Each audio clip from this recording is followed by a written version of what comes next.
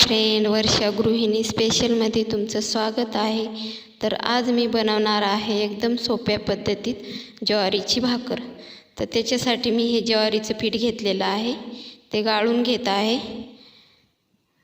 आणि एकदम सोप्या पद्धतीत सांगणार आहे मी। ज्वारीची भाकर ज्याला येणार नाही ते सुद्धा करण, एकदम सोपी आणि सरळ पद्धत। तर इथे मी हे 2 भाकरीचं पीठ गाळून घेत आहे अशा प्रकारे। तर इथे मी 2 भाकरीचं पीठ गाळून घेतलेलं आहे। त्याच्यानंतर एका भाकरीचे बाजूला काढून ठेवत आहे परातीतच, आणि एका भाकरीचं मळून घ्यायचं आहे।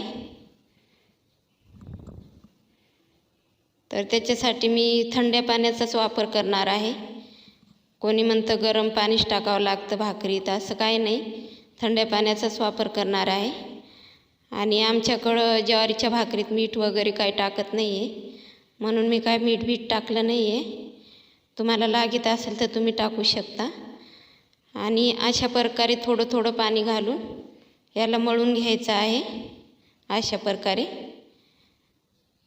हाताच्या मागच्या साहाय्याने मळून घ्यायचं आहे। मी जसं मळते तसं, आणि थोडं थोडं पाणी टाकून परत मळून घ्यायचं आहे अशा प्रकारे। हाताच्या मागच्या साहाय्याने रब करायचं आहे त्याला अशा प्रकारे। तर त्याच्यानंतर माझा हा गोळा तयार झालेला आहे मळून। आता मी थोडंसं पाणी लावून हाताला त्याचा गोळा तयार करणार आहे अशा प्रकारे।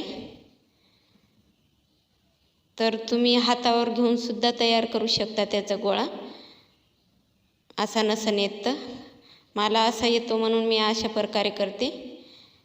त्याच्यानंतर असं साईडने गोल करून घ्यायचं आणि असं त्याचे काठ दाबून घ्यायचे आहे अशा प्रकारे। तर बघा, अशा प्रकारे मी हे बनवून घेतलेलं आहे। त्याच्यानंतर ते पीठ उरलं ते बाजूला ठेवत आहे, आणि याला पण असं पीठ लावून घ्यायचं आहे थोडंसं, आणि परातीला पण पीठ लावून घ्यायचं आहे।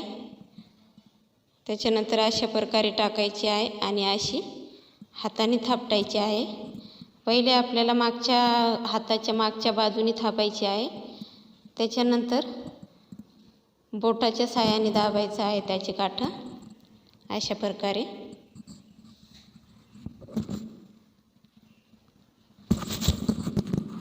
तर अशा प्रकारे मी हे काठ पण दाबून घेतलेले आहे, आणि एकदम पातळ अशी भाकर बनत आहे माझी।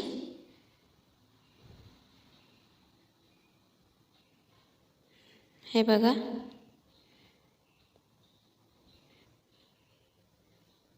कुठं जाड असली ती लगेच आपल्या लक्षात येऊन जातं, मग तिथं दाबून घ्यायची आहे थोडंसं हलक्या हलक्या हाताने, लास्टला हलक्या हलक्या हाताने दाबायची आहे।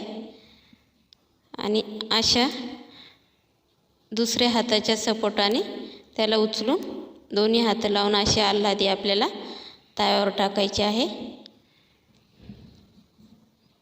त्याच्यानंतर याच्यावर पाण्याचा शिडकावा मारून पाणी चोपडून घ्यायचं आहे त्याला,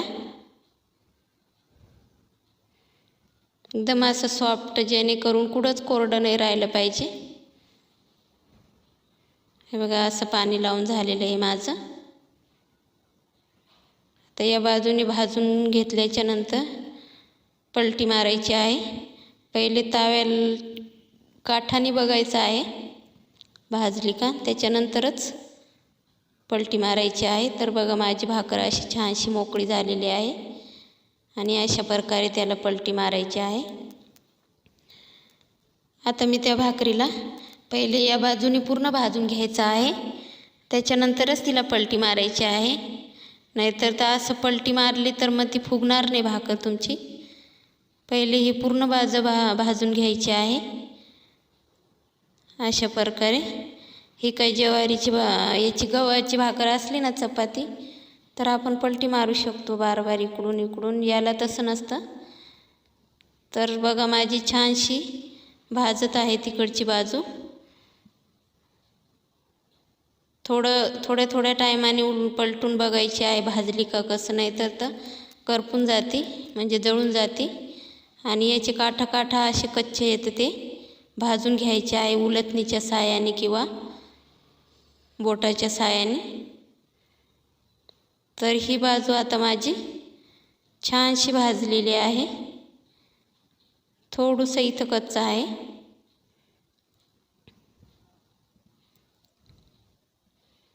तर आता अशा प्रकारे भाजलेली आहे. आता याला पलटी मारायचं आहे.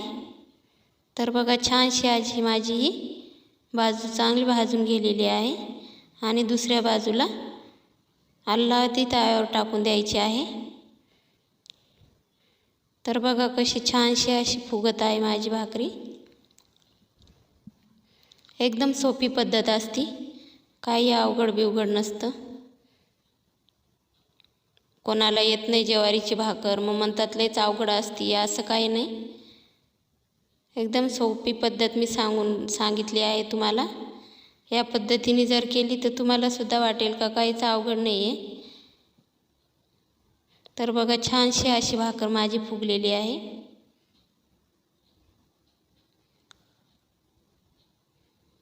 तर आता दोन्ही बाजून बघू आपण भाजली का. तर बघा छानशी अशी भाजलेली आहे भाकर.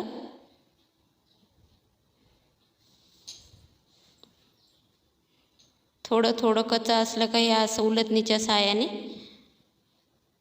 भाजून घ्यायचं आहे. आणि भाकर एकदम अशी खरपूस तयार झालेली आहे. आवडलं तर नक्की लाईक करा, सबस्क्राईब करा आणि बेल आयकॉन दाबायला विसरू नका. बाय.